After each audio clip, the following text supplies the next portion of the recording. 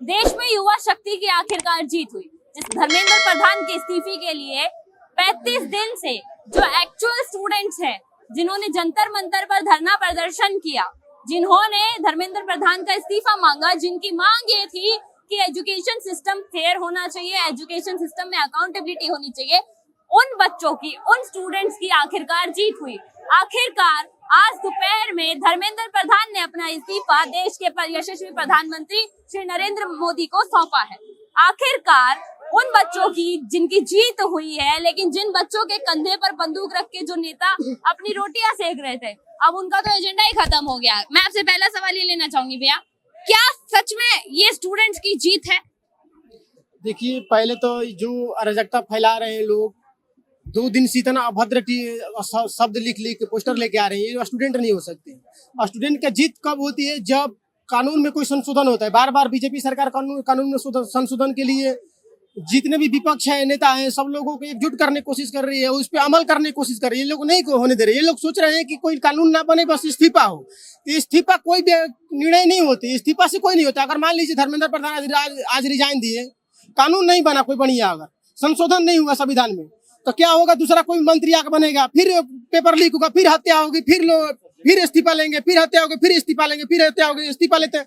कितना बार इस्तीफा मतलब आप कह रहे हैं हत्या होती रहेंगी, पेपर लीक होगा, चाहे कोई भी भाजपा के राज्य में कोई भी एजुकेशन मिनिस्टर बन जाए, पर पेपर लीक नहीं रुकेगा, ये कहना चाहिए? जब प्रधानमंत्री बोल रहे हैं कि आइए हम लोग बात करें, उस पर संशोधन किया जाए, जो उस पर गलती है उस पर अमल किया जाए, सब लोग मिलजुट के देश के युवा के लिए, जागरूकता के लिए कुछ ऐसा कानून बनाया जाए, लेकिन कोई नहीं आ रहा। बार बार बोल रहा है कि पहले इस्तीफा दीजिए। इस्तीफा कोई इसका सोल्यूशन नहीं होता है।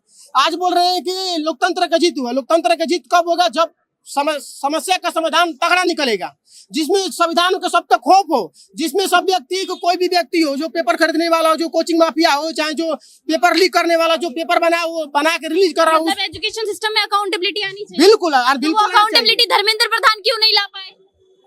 क्यों नहीं ला रहे? वो बीजेपी बार बार कर रही है कि आइए हम लोग सब साथ मिलकर संशोधन करते हैं। ये आज से नहीं, बहुत परसों से आ रहा है। पिछले 10 सालों में लगभग 15 बार पेपर लीक हुए। 10 साल छोड़िए ना, जब से भारत आजाद हुआ है, जब से देखिएगा, तब से एक नहीं अनेक प्रकार के पेपर लीक हुआ है। नॉर्मल तो है ही नहीं, कांग्रेस तो है ही नहीं। उसके टाइम पे हुआ, भाजपा के टाइम पे क्यों हो रहा है? और अगर हो रहा है तो उसपे कानून क्यों नहीं, मैंने पराई दोष देख के चलत हंसत अपना दोष न देखे जिसमें आदि नहीं अंत। मतलब बीजेपी के मतलब आप अपना अंत नहीं देखेंगे जिसके आदि अंत ना हो। आप में इतना बड़ा गलती है। आप बताइए, कौन ऐसा विपक्ष के नेता है, कौन सा ऐसा विपक्ष पार्टी है? पेपर लीक होना धर्मेंद्र प्रधान की गलती थी या नहीं थी? देखिए, उसमें नीट का जो पेपर बनाता है, जो एग्जाम करवाता है, वो कौन है? एनटीए है।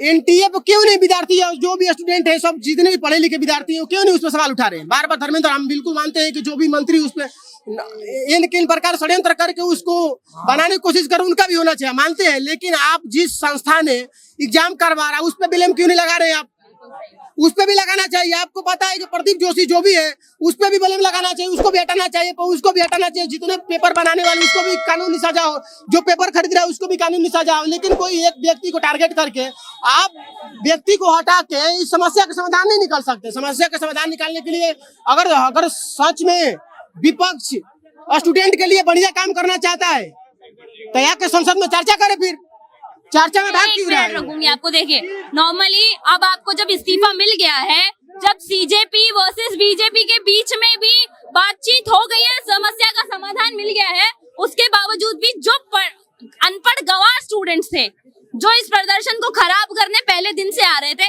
अब वो इस वक्त सारे मेरे पीछे खड़े हुए। देखिए किस तरीके से जो आम लोग आते जाते चल रहे हैं, उनको भी डिस्टर्ब कर रहे हैं। अपनी बात इन्हें रखनी नहीं है, ना मीडिया सवाल करेगी तो उसको जवाब देना है इन लोगों को, लेकिन अपनी गंवारियत इनको दिखानी है हर जगह।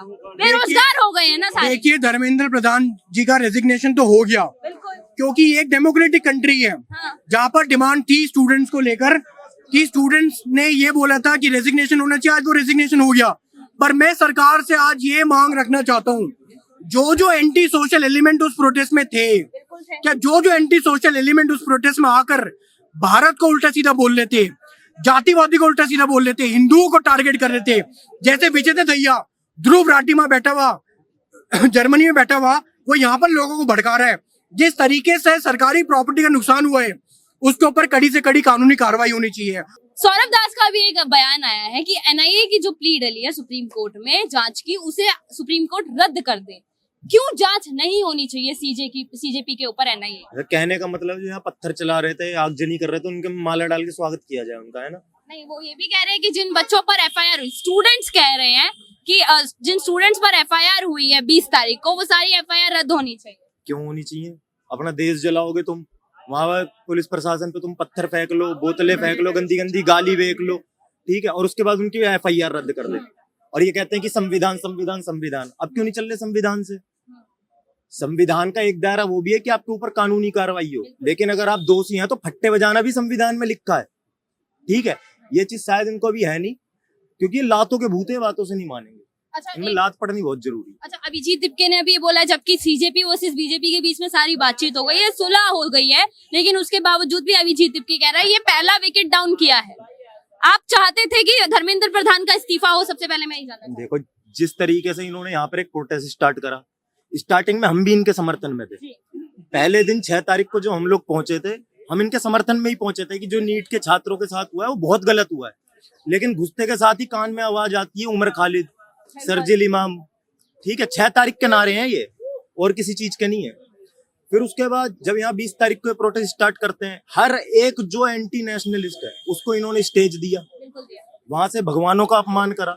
तो एक तरीके से हमारी नजर में एक बिल्कुल भी स्टूडेंट का प्रोटेस्ट था नहीं। अगर स्टूडेंट का प्रोटेस्ट होता तो ये शांतिपूर्ण प्रदर्शन करते, ना कि वहां पर पत्थर फेंकते, लाठी चलाते। अपने ही देश को कोई स्टूडेंट नहीं चाहेगा कि तोड़ू।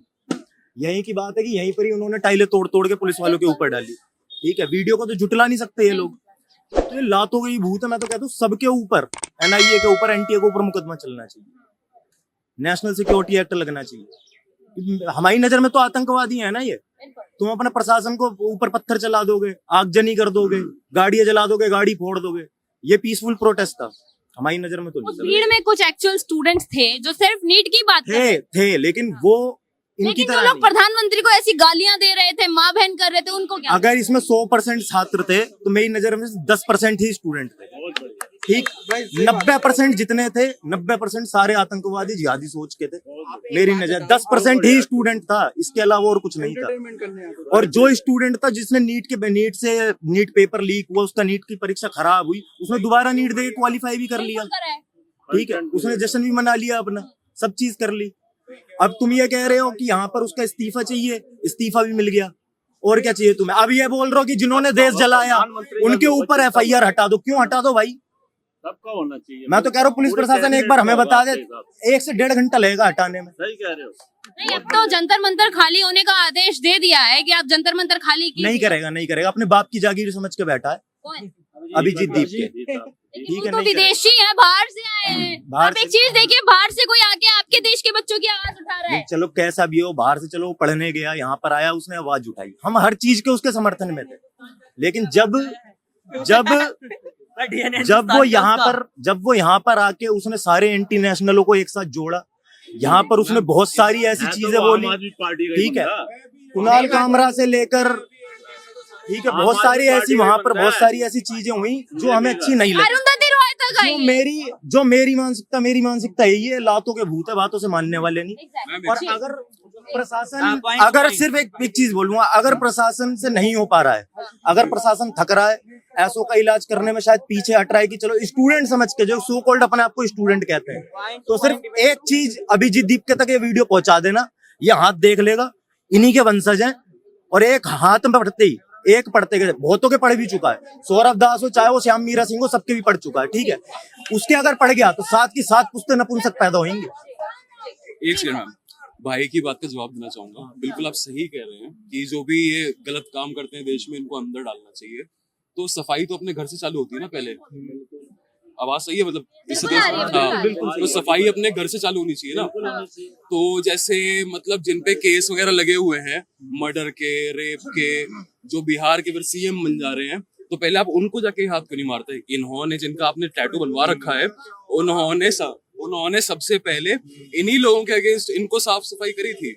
तो आपका हिंदुइज्म, मेरा हिंदुइज्म, मैं भी शुक्ला हूँ, ब्राह्मण हूँ, पंडित हूँ, हमारी किताबों में ये तो नहीं लिखा है कि भाई अगर देखो, एक मैं सेकंड इनको एक चीज बता दूं, ना मैं बीजेपी सपोर्टर, ना मैं कांग्रेस सपोर्टर, पहले मेरी बात सुन, ना मैं कांग्रेस सपोर्टर, ना मैं सीजेपी का सपोर्टर, शिवाजी महाराज मैं सिर्फ अपने आप को मानता हूँ, मैं अपनी आइडियोलॉजी मानता हूँ। तुम कह रहे हो कि भाई रेपिस्ट है, वो है।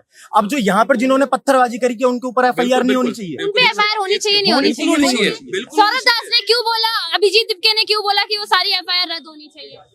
सारी एफआईआर रद्द करने के लिए स्टूडेंट प्रोटेस्टर्स के लिए बोला गया है, जिन्हें पुलिस ने जबरदस्ती डिटेन किया है। आप जाके सुनिए। मैडम आज का देखिए, एफसीआरए में 2500 यहाँ पर क्रिमिनल्स आए थे। प्रदर्शनकारी हाँ so called student note So- प्रदर्शनकारी सारे वही थे जो पत्थर फेंक रहे थे, जो एक मैं भाई साहब से बस एक चीज पूछना चाहूंगा, 20 जुलाई को यहाँ पर सीलमपुर का हाजी अफजल गैंगस्टर जिसपे मकोका लगी है 300 लड़कों के साथ क्या करने आया? तो आप मुझे बताइए, वो 20 तारीख को जो गैंगस्टर आया उसको पुलिस पकड़ क्यों नहीं पा रही है?